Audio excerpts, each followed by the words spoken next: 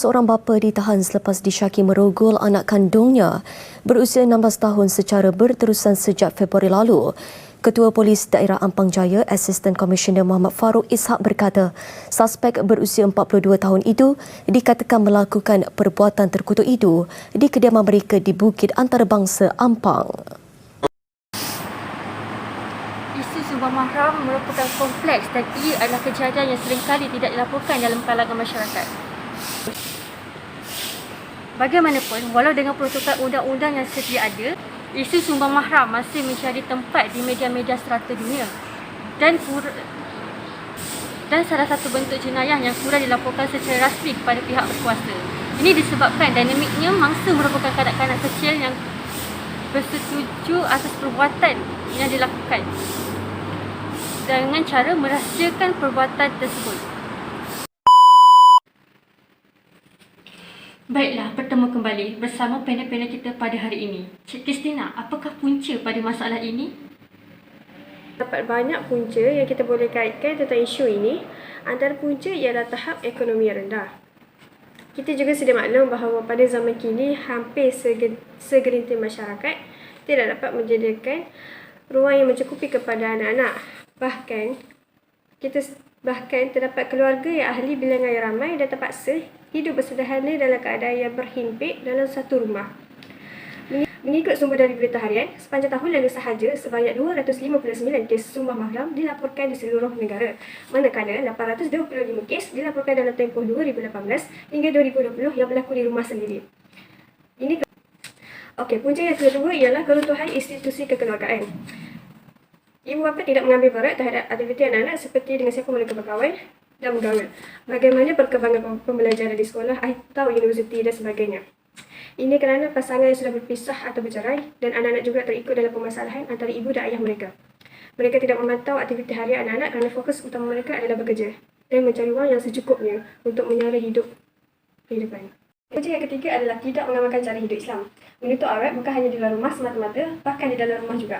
Anak perempuan perlu mengetahui batas-batas terhadap bapa dan adik lelaki atau abang. Islam menggariskan paduan untuk menutup aurat dengan sempurna kepada isteri dan anak-anak perempuan. Ini bertujuan untuk menjaga kehormatan mereka sebagai wanita. Jika mereka sebagai wanita tidak menutup aurat dengan sempurna, bahkan memakai pakaian yang ketat, ini dapat menimbulkan perasaan nafsu syahwat terhadap lelaki, tidak kira kawan-kawan maupun mahramnya. Mungkinkah Cik Zakira boleh cerita sedikit mengenai kes sumbang mahram yang pernah berlaku yang mungkin boleh diambil iktibar pada masyarakat? Silakan. Okey, baik. Terima kasih kepada saudari Nur Farah Hanani selaku moderator kita pada hari ini. Berkaitan dengan kes sumbang mahram yang telah berlaku, saya teringat satu keluarga yang agak famous juga pada ketika dahulu, iaitu keluarga Habsburg. Keluarga Habsburg ni dia telah melakukan perkahwinan sedara dan perbuatan tersebut menyebabkan keturunan mereka ni gagal untuk melahirkan pewaris tahta. Salah seorang yang mendapat kesan dari perkahwinan sedara ni adalah Charles, iaitu anak kepada Philip dan juga Mariana. Mak dan ayah Charles ni merupakan pakcik dan juga anak saudara. Charles pada waktu dia kecil, dia digelar sebagai The Bewitched, iaitu yang terkena sihir. Dia dapat gelaran tersebut disebabkan muka dia yang memiliki Habsburg jaw, iaitu mempunyai lidah yang besar, rahang bawah yang menonjol dan juga bibir bawah yang tebal. Sejak kecil, perkembangan Charles ni sangat perlahan. Dia disusukan sehingga dia berusia 5 tahun. Dia mula bercakap pada usia 4 tahun dan baru boleh berjalan sehingga dia berusia 8 tahun. Penulis Will dan Ariel Durant pernah menulis dalam buku mereka iaitu The Story of Civilization yang Charles ni adalah seorang yang pendek, lumpuh, nyanyuk dan benar-benar botak sebelum dia berusia 35 tahun. Keluarga Habsburg ni dah lama melakukan hubungan sumbang sebab mahram. Dari perbuatan mereka ini adalah Habsburg merasakan yang keturunan mereka hanya boleh bertahan kalau mereka ni menikah hanya dengan orang-orang yang berdarah bangsawan. Pemikiran seperti inilah yang menyebabkan terjadi sekurang-kurangnya 2 abad perkahwinan sedara yang akhirnya gagal menghasilkan pewaris tahta. Pada akhir-akhir hayat dia, dia dikatakan ada masalah mental, dan ada yang mengatakan yang Charles ni memiliki tubuh keluarganya yang dah mati, yang dia dapatkan dengan menggali kembali kubur kerabatnya hanya untuk menyentuh dan melihat mayat tersebut. Charles ni dia meninggal beberapa hari sebelum hari jadi dia yang ke-39. Mayat dia ni dibedah siasat oleh Pedro Gargantilla. Beliau mengatakan yang mayat Charles ni tak ada setitis darah pun, saiz jantung dia seperti lada, paru-paru dia berkarat, ususnya busuk, dia memiliki testis yang hitam seperti arang dan kepala dia penuh dengan air. Jadi itulah serba sedikit kisah yang pernah terjadi di Sepanyol yang dapat kita mengambil iktibar dari perbuatan tersebut. Bagaimanakah Islam memandang tentang isu sumbang mahram ini? Silakan Cik Maria. Terima kasih Saudari Farah. Baiklah, saya akan menerangkan maksud sumbang mahram mengikut perspektif Islam, di mana Islam telah mendefinisikan sumbang mahram adalah melakukan hubungan seksual dengan ahli keluarga sendiri yang mempunyai pertalian darah, sama ada keturunan, susuan ataupun perkahwinan, antara mangsa dengan pelaku, sama ada secara rela atau paksa. Sekiranya mereka melakukan hubungan pernikahan sekalipun, hubungan itu tetap tidak sah di sisi syariah Islam dan tetap dikira sebagai sumbang mahram. Di dalam Al-Quran, surah An-Nisa ayat yang ke-23, Allah Ta'ala telah menggariskan beberapa golongan yang diharamkan untuk berkahwin dengan mereka. Pada ayat itu, jelas Allah melarang untuk kita berkahwin dengan golongan tersebut. Sekiranya hubungan yang halal dengan perkahwinan juga diharamkan oleh Allah untuk beberapa golongan ini, maka jelaslah hubungan sumbang mahram ini adalah haram dan sangat bertentangan dengan syariah Islam. Setiap perkara yang dilarang oleh Allah adalah mempunyai hikmah di sebaliknya. Kiranya manusia tetap melakukan perkara yang keji ini, pasti kemudaratan akan menimpa diri atau keturunan mereka, sama ada di dunia ataupun di akhirat. Baiklah Cik Maria. Apakah pula hukuman dengan solusi yang Islam gariskan untuk mengatasi masalah ini? Di dalam kitab Al-Ijma' karangan Al-Alimah Al-Faqih Ibnu Manzir ada mengatakan, apabila seorang berzina dengan ibu saudaranya atau kerabat yang mahram, maka ia telah berzina, wajib diperlakukan hukum hudud ke atasnya. Berdasarkan pendapat ulama tersebut, maka jelaslah hukuman yang dilakukan kepada pelaku sumbang mahram adalah sama dengan hukuman yang dilakukan kepada penzina, di mana hukuman kepada penzina yang telah berkahwin adalah dengan merejam sampai mati, dan hukuman kepada penzina yang belum berkahwin adalah disebat 100 kali sebatan dan dibuang negeri. Walau bagaimanapun, hukuman ini dikenakan kepada mereka yang melakukan sumbang mahram dengan kerelaan dan kehendak diri. Sekiranya mereka hanya menjadi mangsa keadaan, mereka tidak dikenakan hukuman ini.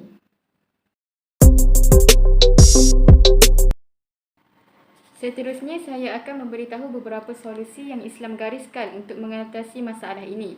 Yang pertama adalah menjaga pandangan, di mana Allah telah memerintahkan kepada lelaki dan perempuan pada surah An-Nur ayat yang ke-30 dan 31, di mana Allah berpesan kepada lelaki dan perempuan yang beriman agar mereka menjaga pandangan dan kehormatan mereka daripada melihat yang haram.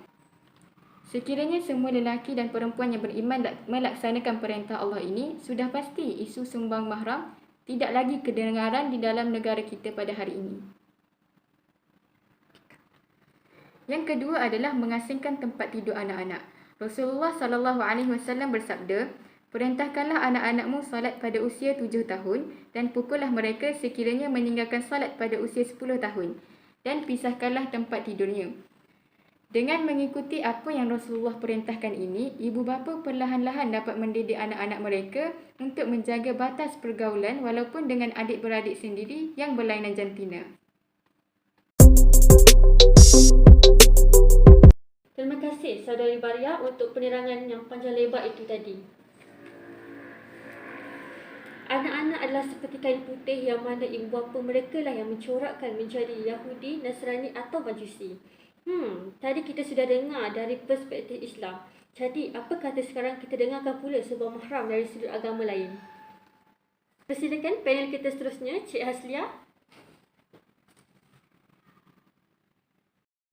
Okey, baiklah, terima kasih kepada Saudari Farah. Seterusnya saya akan fokuskan kepada agama Kristian kerana agama ini merupakan agama kedua terbesar di Malaysia. mengenai sudut pandang agama Kristian terhadap masalah ini. Yang pertama, larangan sumpah mahram dalam Alkitab. Tuhan beri peringatan Taurat kepada Musa, larangan menikahi saudara kandung diterangkan secara jelas dalam Imamat 20 ayat 17, di mana bila seorang lelaki mengambil saudara perempuan, anak ayahnya atau anak ibunya, dan mereka bersetubuh, maka itu suatu perbuatan sumpah mahram dan mereka harus dilenyapkan di depan orang-orang sebangsanya. Orang itu telah menyingkapkan aurat saudara perempuannya, maka ia harus menanggung kesalahannya sendiri. Sejak pada zaman Nabi Musa, kitab Imamat dan kitab Ulangan ada menyebut tentang tindakan nyata terhadap perkahwinan antara dua saudara lelaki dan perempuan, kerana sumpah mahram itu tergolong daripada zina. Kitab suci menunjukkan bahawa praktik sumpah mahram adalah satu perbuatan yang cela dan menjadi sandungan bagi masyarakat. Baiklah, seterusnya mengenai hukum. Menurut Alkitab, hukum Tuhan yang melarang kegiatan sumpah mahram belum diberikan kepada manusia, tetapi ianya telah disampaikan kepada Nabi Musa setelah Adam dan Hawa diciptakan.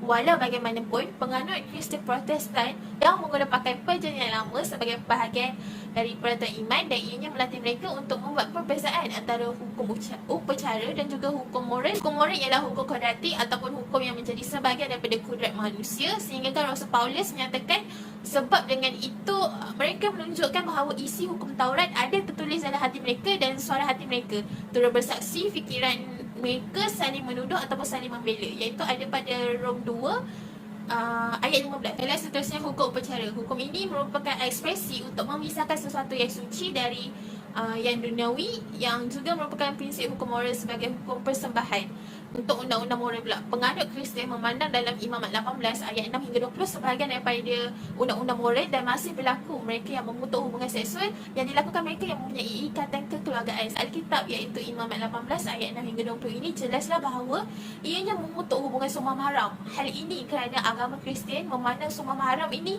sebagai dosa terhadap sakramen perkahwinan. Okey, sakramen perkahwinan ni dimaksudkan dekat sini.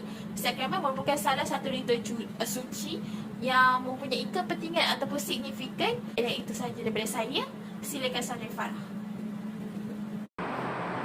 Pendek kata, peningkatan kes sumpah mahram merupakan satu jenayah yang serius yang perlu ditangani dengan segera. Hampir semua budaya tidak bertoleransi dengan jenayah seksual sumpah mahram ini, kecuali beberapa budaya lama yang mengecualikannya untuk kepentingan-kepentingan tertentu seperti politik atau penggunaan kaum. Semua agama besar ini juga melarang hubungan sumpah mahram. Di dalam agama Islam misalnya, terdapat konsep Muslim yang mengatur hubungan sosial di antara individu yang masih ahli keluarga yang mempunyai pertalian darah. Bagi menjamin kesejahteraan komuniti dalam sesebuah negara, tindakan-tindakan yang sewajarnya harus dibuat secara berterusan agar dapat melahirkan masyarakat yang berilmu, bertatasusila serta bertamadun. #, katakan tidak pada sumpah mahram.